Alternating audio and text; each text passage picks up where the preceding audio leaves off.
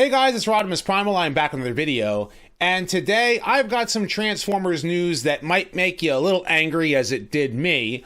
And also we are going back to the 1980s with a brand new comic book miniseries coming soon. I've got a lot to talk about, so sit back, relax, make sure you're subscribed to the channel, and let's transform and roll out.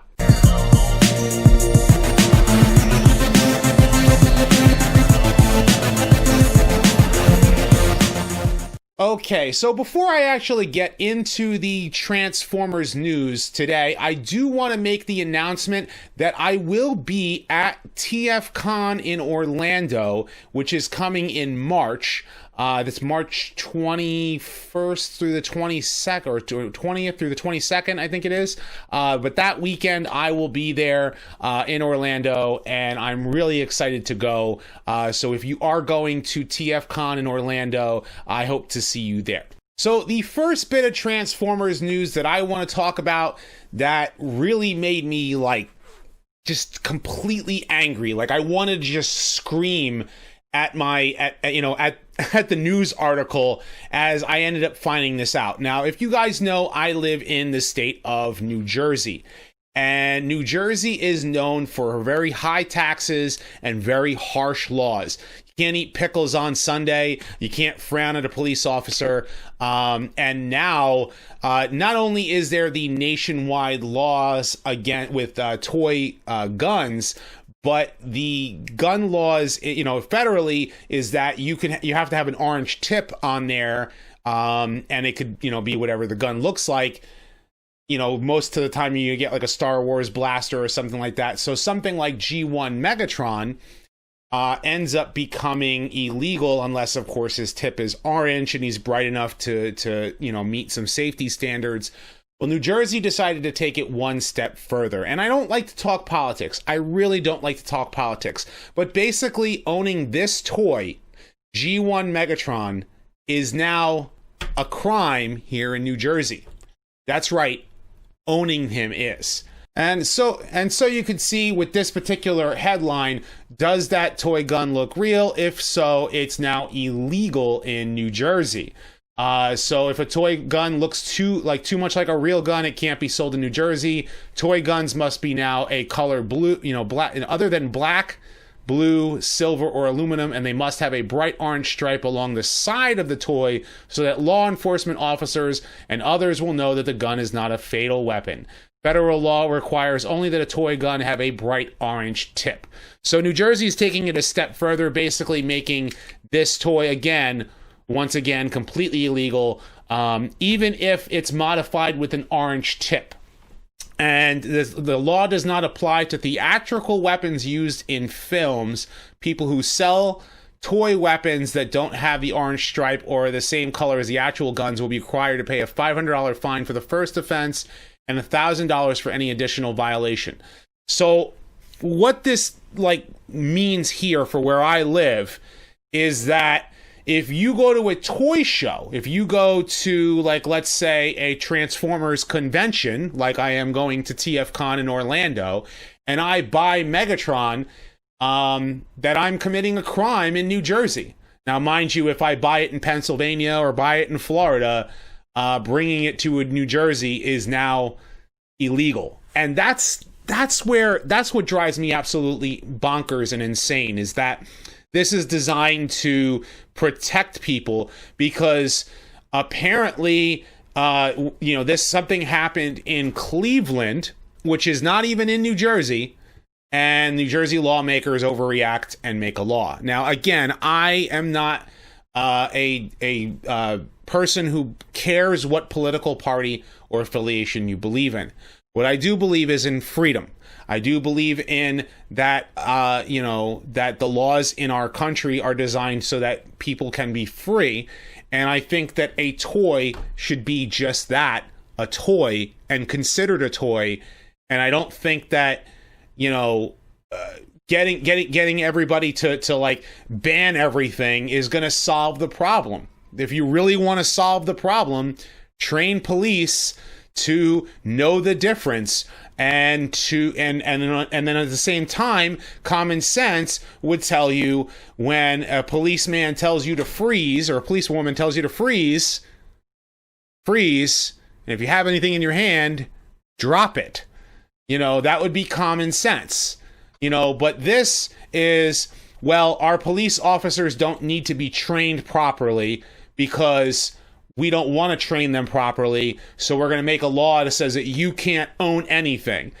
At the same time, you look at, there's another story in another state where a police officer killed a person who had a garden hose, and the police officer thought it was a real firearm, but it was clearly a garden hose. So what this tells me is that instead of training and getting people to see things clearly, we ban things like Megatron. And that's what drove me insane, is because obviously I'm a toy collector, and that's where it hits close to home for me. Because, all right, federally you can't make Megatron a gun anymore. I get that. And if they ever decide to try and make him a gun again, they would have to, go through some hoops to try and make him like, he's not really a gun, he's a submarine or something like that. Like they've done for Six Shot, and they've done for Shockwave. But then again, they don't look like real guns anyway. But Megatron always did. And I understand people have said, like, always thought it was stupid and he was a tank and stuff like that. But if you really honestly think about it, he's from a psychological standpoint, he gets people to believe that he is more powerful, that they are more powerful because they can now wield a super powerful weapon like Megatron, and yet Megatron is actually the one who's commanding them. And so it spawns loyalty for everyone except for Starscream, because psychologically speaking, like Soundwave goes, I'm loyal to him, he lets me use his power. Starscream goes, his power is great, but I would be a better leader. And so it becomes that psychological issue that, ends up happening. And that was so great about Megatron and Starscream. But with this in particular, now the toy that kids used to have fun with becomes illegal in New Jersey, can't be sold at toy shows, can't be sold at comic book shops where they have like a, like the case for like retro stuff that they're selling. Of course, Masterpiece Megatron has been modified in places where the online retailer had to add an orange tip to your, mint and sealed box, Masterpiece Megatron in order to ship it to you. So it has the orange tip. Well, in New Jersey, that won't even fly. The whole thing will have to be spray painted orange by the online retailer in order to sell it to you if you live in New Jersey, unless you have it sent to a Pennsylvania or New York address, and then you get it delivered there and then go and pick it up. But then transporting it into New Jersey makes you committing a crime, because owning it is a crime in New Jersey. So that just goes to show you how crazy politics are. And this is why I hate politics. I think politicians as a whole are all scumbags. They only believe they believe in making everybody as miserable as they are, and they have all this money and power, and they want to lord it over all of us. And I have a major issue with all of politicians, and that is why I never ever talk any further politics on this channel, because I don't care what political party or affiliation you're a part of. I think that anything that undermines freedom is wrong and should be noted that it is wrong, because freedom should remain with everybody, and especially when it comes down to those of us who enjoy collecting toys. But on a happier note, so switching from that to a happier note, a new Transformers comic book, Transformers 84, is going to get a 4-issue limited series. Last year, there was an issue 0 one-shot, which I'm going to be honest with you, I read it and I wasn't as pleased with it as everyone made it out to be. It's written by Simon Furman.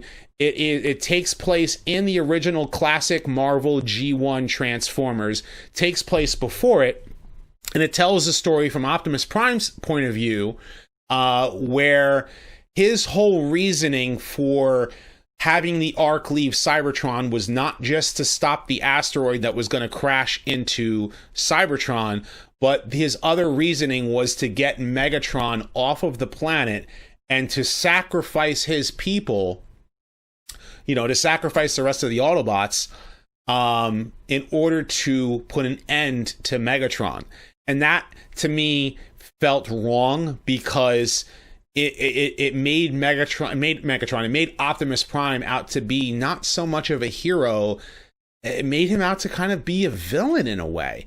Like, you could say it's heroic, but it's almost like Simon Furman's writing back in the 80s when he made Optimus Prime to be this superhero, and he realized that why he was, always such a great hero. It's like he's undoing all of that. It's like he's going back and saying, well, I've got to make Optimus Prime a villain somehow. And that's why I didn't like Transformers number 84, 84 number 0.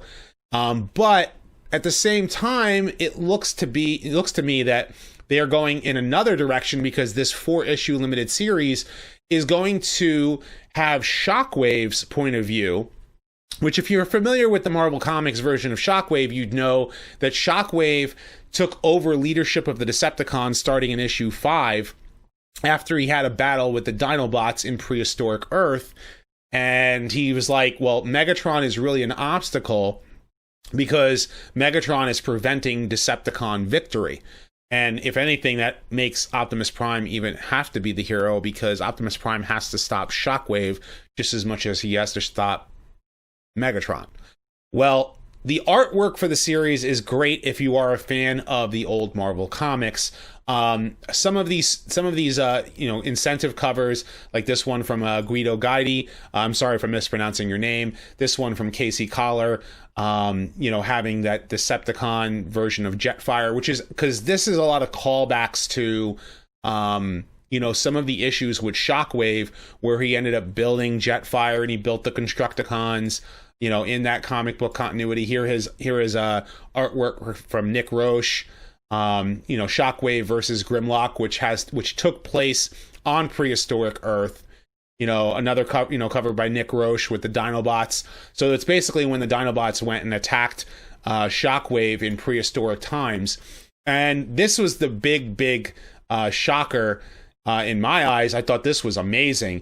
But if you look, there's Straxus on the sword, and that is who Starsaber is going to be facing off against. So Starsaber is getting introduced in G1 Marvel Comics continuity, which is something really, really awesome in my eyes. Really awesome. Like, if anything, this should tell Hasbro, we need a Starsaber figure for the War for Cybertron trilogy. If they make Straxus and Starsaber and Deathsaurus for the War for Cybertron trilogy, I would be ecstatic. And this cover right here is giving me that. Like, I love Starsaber. Starsaber is awesome. If you've never seen Transformers Victory, it's the third part of the G1 Japanese continuity, like Japanese exclusive anime series. And Starsaber was the leader of the Autobots during that series. Starsaber is just awesome, just straight up awesome. Deathsaurus was such an amazing Decepticon commander. I loved Lyle Kaiser in that show, and a lot of the Autobots and Decepticons were pretty neat. I loved the humor that you'd get from the Dino Force, the Decepticon. Basically, they were the Decepticon Dinobots, but they had pretender shells, and they transformed into Dino King. But the story happens around the events of Transformers number 1. So basically, it kind of bounces back and forth according to the story. Optimus Prime and Megatron have left Cybertron, and this is Shockwave's plot upon leaving Cybertron, and why he was instrumental into a lot of the events that ended up occurring.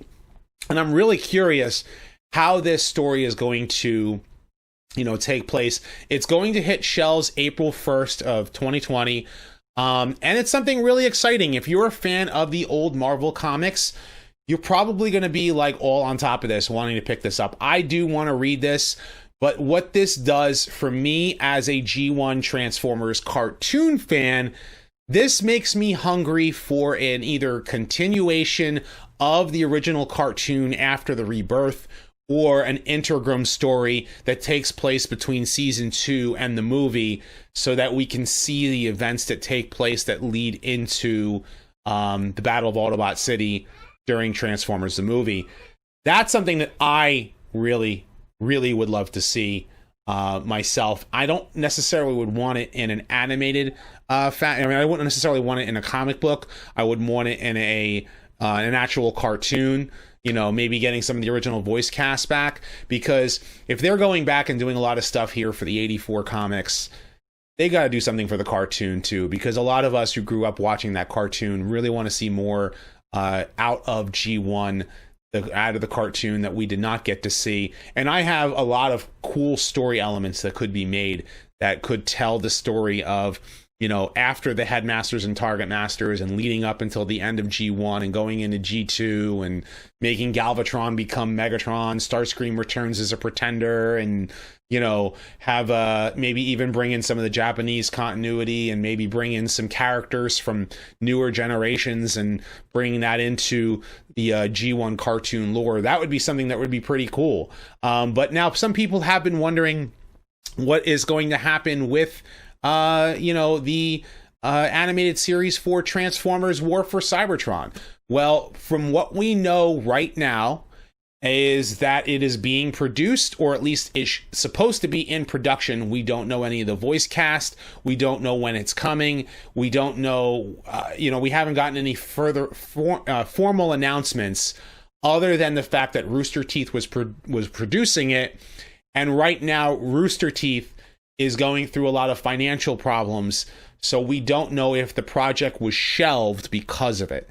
But kind of makes me wonder where they're going to go, if that cartoon is even going to get made, because we're already starting the second toy line, which is Transformers Earthrise, and I would have liked to have seen something before Earthrise is over, before Earthrise even started, of a new cartoon. But I guess we'll have to wait and see. But I want to know what you guys think about this Transformers news. Are you excited to see the comic book miniseries, and do you really want to see the Netflix cartoon? And what do you think about this news about G1 Megatron? Of course, leave your thoughts in the comment section below. Be sure to thumbs up this video and subscribe. Check out my other videos as well. I got a toy review coming tomorrow, and I've got a brand new Transformers discussion coming very soon. So stay tuned for all of that. And as always, guys, until next time, till all are one.